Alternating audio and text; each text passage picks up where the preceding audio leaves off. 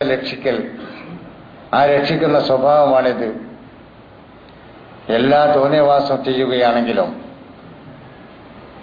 അന്യായമായി മനുഷ്യരെ കൊല്ലുകയാണെങ്കിൽ പോലും ഞങ്ങളെ കൊല്ലാൻ വരുന്നു എന്ന് പറയാൻ പാടില്ല. അത് ഐക്യരാഷ്ട്രസഭയിൽ പറയാൻ വേണ്ടി ഒരുങ്ങിയാൽ അവിടെ വരും വീറ്റോ അധികാരമുള്ളവർ, അതിവിടെ ചർച്ച ചെയ്യാൻ പാടില്ല. പിന്നെ എന്ത് ജനാധിപത്യമാണോ നീ ഈ ലോകത്ത് നടപ്പാക്കാൻ ഉദ്ദേശിച്ചിട്ടുള്ളത്?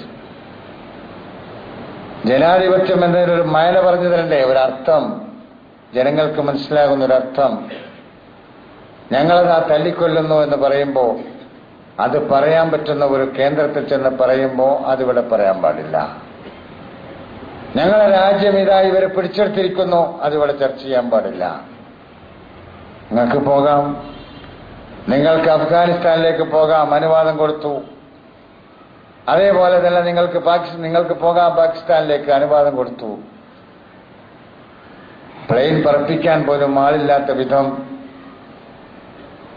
ഓടിക്കുന്ന പൈലറ്റ് ഇല്ലാത്ത പ്ലെയിനിൽ ആയുധങ്ങൾ കയറ്റി കൊണ്ടുപോയിടാൻ അനുവാദം കൊടുത്തു. ഗവൺമെന്റും കൊടുത്തു, മറ്റവരും കൊടുത്തു. അഫ്ഗാനിസ്ഥാനിലെ മനുഷ്യരുടെ തലയിൽ ബോംബിടാൻ, അതേപോലെ ഇറാഖിലെ മനുഷ്യരെ ചുട്ടുകൊല്ലാൻ, അങ്ങനെ അവരിഷ്ടപ്പെടാത്ത ഏത് രാജ്യമാണോ ഉള്ളത് ആ രാജ്യത്തൊക്കെ എന്ത് അക്രമം ചെയ്യാനും യാതൊരു തടസ്സവും അവർക്കില്ല. അവർ പറയുന്നു ഈ ലോകത്ത് ജനാധിപത്യം സ്ഥാപിക്കാൻ ഉദ്ദേശിക്കുന്നു. അതുകൊണ്ട് ഒന്ന് മാറി ചിന്തിക്കേണ്ട അവസരമായതിനാൽ ഞാൻ ഈ രണ്ട് കാര്യങ്ങൾ നിങ്ങളുടെ ശ്രദ്ധയിൽപ്പെടുത്തിയിട്ട് വേറൊരു തരത്തിലേക്ക് നമ്മുടെ മനസ്സിനെ കൊണ്ടുപോകാനാണ്. ഖുതുബയാണല്ലോ, കുറച്ച് സമയമല്ലേ ഉണ്ടാവുള്ളൂ. നല്ലതുണ്ടാക്കുവാൻ ആഗ്രഹിക്കുന്ന ആളുകൾ അവർ ദുർബലരാണ് ഈ ലോകത്ത്. നല്ലതിനെതിരെ നിലകൊള്ളുന്ന ആളുകൾ പ്രബലരാണ്. ലോകത്ത് പടച്ചതമ്പുരാന്റെ നീതിനിഷ്ഠമായ നിയമസംഹിതയെ തകർക്കുവാൻ വേണ്ടി ലോകത്ത് നിലവിലുള്ള എല്ലാ വിഭാഗവും ഒറ്റക്കെട്ടാണ്. അതിൽ നമ്മൾ വ്യത്യസ്ത പേരുകളിൽ അറിയപ്പെടുന്ന എല്ലാ വിഭാഗവും രാഷ്ട്രീയത്തിലേക്ക് കടന്നു പോകുമെന്നതുകൊണ്ടാണ് ഞാൻ അവരുടെ പേര് പറയാത്തത്. ഒരു തത്വം എന്ന നിലക്ക്, തത്വശാസ്ത്രം എന്ന നിലക്ക് നമുക്ക് പറയാം. അതേതായാലും, ക്യാപിറ്റലിസം ആയാലും സോഷ്യലിസം ആയാലും, അതേപോലെയുള്ള ഏതിന്റെ അടിസ്ഥാനത്തിൽ സംഘടിച്ചവരായാലും, അള്ളാഹുവിന്റെ ദീൻ, ദൈവിക ദർശനം പടച്ചതമ്പുരാൻ മാനവരാശിയുടെ മുമ്പിൽ ലക്ഷക്കണക്കിന് കോടിക്കണക്കിന് പ്രവാചകന്മാരിലൂടെ എത്തിച്ചു കൊടുത്തിട്ടുള്ള പടച്ചതമ്പുരാന്റെ ദർശനം,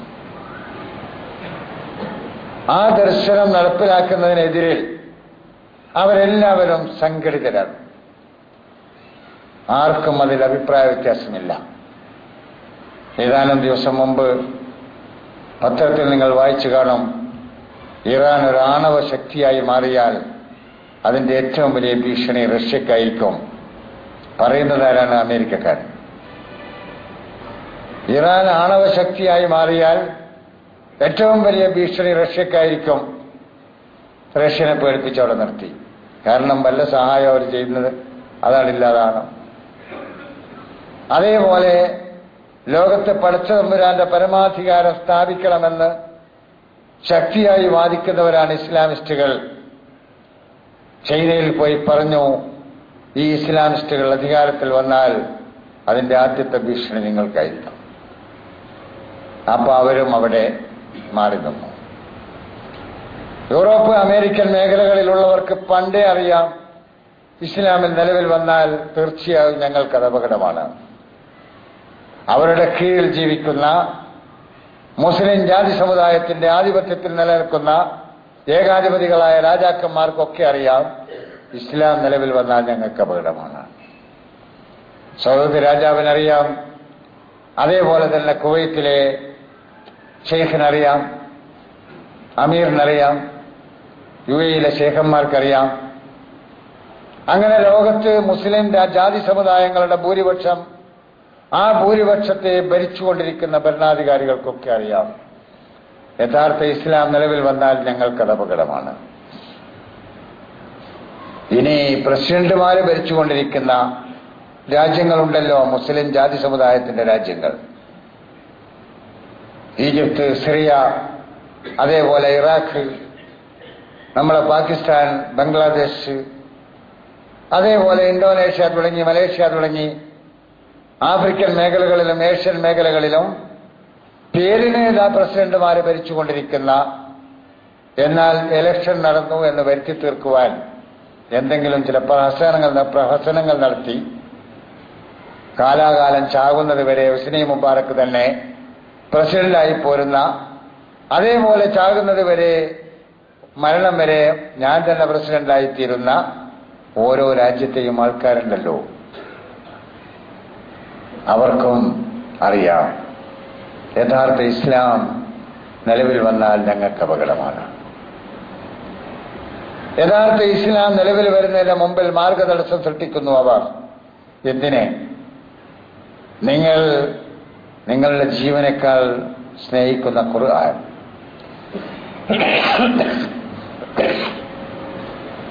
ആ ഖുർആൻ അനുസരിച്ച് രാജ്യം ഭരിക്കപ്പെടണമെന്ന് പറഞ്ഞാൽ നിങ്ങൾ എന്തിന് ബേജാറാണ്?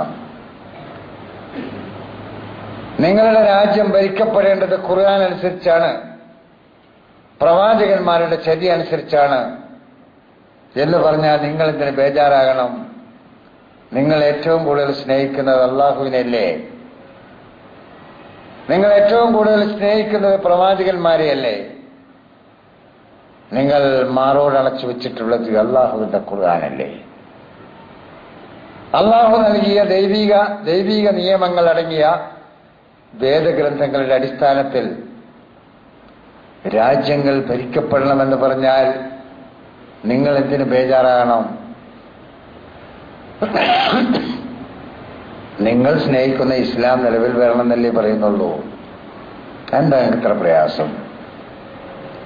നിങ്ങൾ ഇസ്ലാമിലാണെങ്കിൽ, നിങ്ങൾ ഇസ്ലാമിന്റെ അനുയായികളാണെങ്കിൽ, തുറന്നു ചോദിക്കട്ടെ, നിങ്ങൾ മുസ്ലിങ്ങളാണെങ്കിൽ ഇസ്ലാമിനെ നിങ്ങൾ എന്തിനു ഭയപ്പെടണം?